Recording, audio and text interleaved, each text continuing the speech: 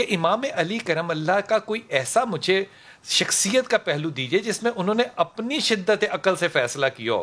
میرے خیال میں جتنے واقعات ہیں اللہ کے اس ولی نے نبی کی سنت اور قول کے مطابق عمل کیے. بسم اللہ الرحمن الرحیم الحمدللہ رب العالمین والصلاة والسلام علی خاتم الانبیاء والمرسلین وعلی آلہ الطیبین الطاہرین المعصومین. الحمدللہ الذی جعلنا من المتمسکین بولایت علی بن ابی طالب علیہ الصلاۃ والسلام.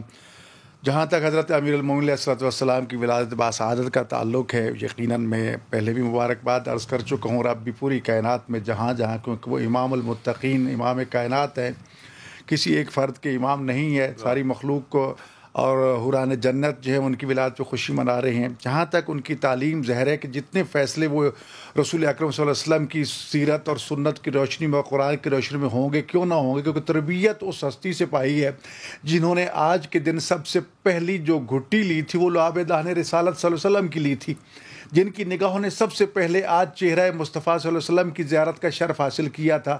دنیا میں گئے تب بھی آپ کی نگاہیں رسول خدا پر تھیں، اور جب آئے تو آپ خانہ کعبہ میں تشریف لائے.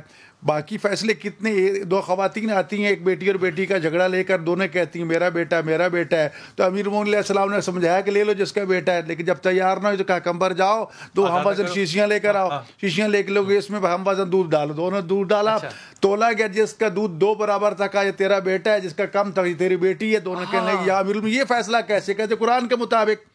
قرآن نے فرمایا للذکر مثل حظ الانثیین، کہ قرآن نے مرد کا حصہ عورت کے مقابلے 2 برابر کیا. جس کا بیٹا ہے اس کا دودھ، اس کی ماں کا دودھ بھی 2 برابر وزنی ہے اس عورت کے مقابلے جس کی بیٹی ہے. تو خدا نے دودھ میں بھی یہ مسئلہ رکھ دیا اور قرآن کے اس آیت کی روشنی میں فیصلہ کر کے دونوں کو لاجواب کر دیا. جی تو یہ فیصلے ہیں امیر المومنین علیہ السلام کے. اچھا، اگر کسی کو یہ شک ہونا کہ بات جو ہے یہ میں شدت محبت میں کر رہا ہوں تو میں اس کی وضاحت کر دوں. محبت ہو بھی سکتی، کوئی اس میں کوئی عیب نہیں ہے، لیکن حضرت عمر خطاب کے پاس ایک شخص آیا، اس نے کہا کہ رسول پاک صلی اللہ علیہ وسلم سے ملنا ہے. آپ کا وصال ہو چکا تھا، ظاہری طور پہ آپ اس دنیا میں نہیں تھے. انہوں نے کہا کہ وہ نہیں ہے. کہا یہ کیسی بات ہے؟ مجھ سے انہوں نے وعدہ کیا تھا کہ میں مدینے آؤں گا اور وہ مجھے 1 مٹھی کھجور دیں گے. تو یہ کیسے ہو سکتا ہے نبی وعدہ کرے اور نبی اپنا وعدہ پورا نہ کرے؟ یہ کیسے ہو سکتا ہے؟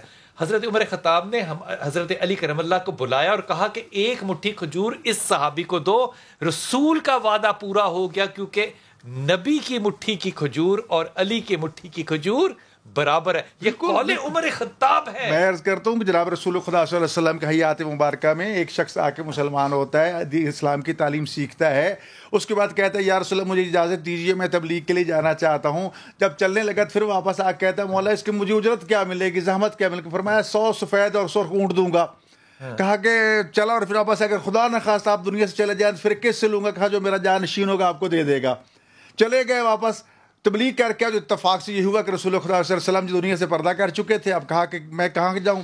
حضرت ابوبکر کے پاس گئے رضی اللہ تعالیٰ کے پاس. کہا کہ یہ وعدہ تھا، سوچ میں پڑے کہ کیا ہے. حضرت علی علیہ السلام کو بلایا کہ آپ نے فرمایا وعدہ میں پورا کروں. لوگ حیران تھے کہ یہ وعدہ علی کے پاس جس وقت 1 اونٹ بھی نہیں ہے. جی تو ابو سمسام نام اس کا بتایا گیا تھا. تو آپ نے کہا کہ کوئی بات نہیں، کل صاحب اہل مدینہ کو بلاؤ اور میں رسول اللہ کا وعدہ پورا کرتا ہوں. بلایا کہ وہ چٹان اب بھی موجود ہے مدینہ منورہ میں. جب بھی ہم جاتے زیارت کرتے ہیں تو سارا مدینہ اکٹھا اپنے بیٹے امام حسن سے کہتے ہیں اور اس سے سائل سے کہتے ہیں کہ میں وعدہ پورا کروں یا میرا بیٹا حسن پورا کرے. پر مجھے تو اونٹ چاہیے، آپ دیں یا آپ کا بیٹا دے. فرمایا جاؤ حسن جا کر اس چٹان پہ چھڑی مارو، یہ عصائے مصطفیٰ ہے، یہ مارو، وہاں پر رسی برآمد. گئے جا کر عصا مارا، رسی برآمد کا یہ پکڑو.